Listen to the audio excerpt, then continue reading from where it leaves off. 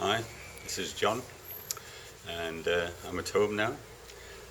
We finally completed the full round Britain and Ireland and all the outlying rocks race, and in a time of 11 days, 13 hours, 57 minutes and 10 seconds. So if you got anywhere near that time with your guesses, we will be in touch. It was quite a tough race, and we had quite a variety of conditions. As you may know, we had to go around, all the competitors had to go around anti-clockwise due to the presence of some very large depressions coming in from the west. And faced with boat breaking weather and a 600-mile beat, it was deemed prudent to start off going east from Cowes, which we did.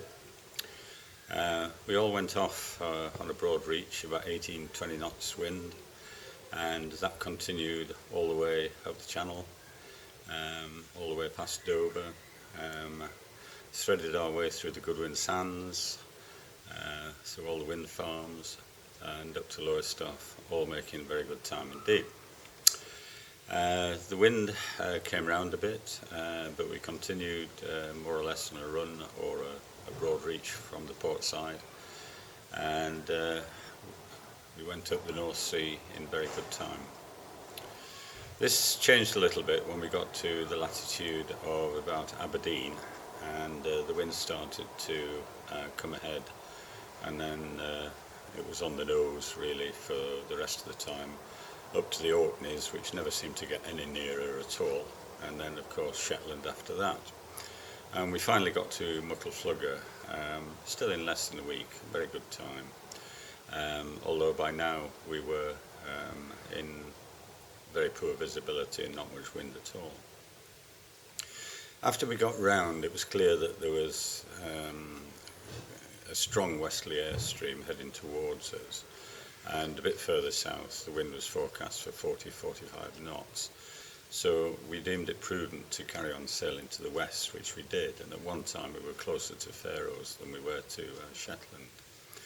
And nevertheless we did have winds of, well, a sustained gale force and a bit more than that at times. Everything got a bit miserable, everything was very wet, and when you're in the gale conditions for more than a few days, you're just really hanging on, hoping it'll all stop at some point.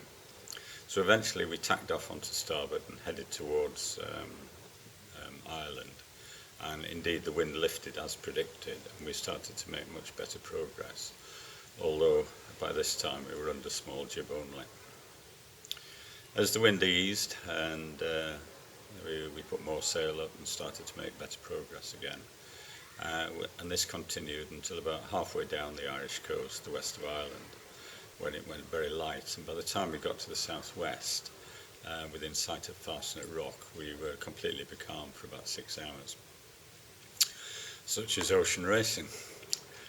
Going across the Celtic Sea, it started to fill in again from the northwest, and we ended up going past the Isles of Scilly and Lizard Point in a very good breeze with spinnaker up, and all the way up the channel again, touching 15 knots over the ground at times.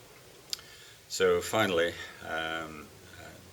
we managed to get around the back of the Isle of Wight and come in from the east of the Isle of Wight, headed west, and crossed the finishing line at Cowes just in the evening, about 10 to 11, just before the pub shut, to a welcome from some of the other competitors and from the organisers.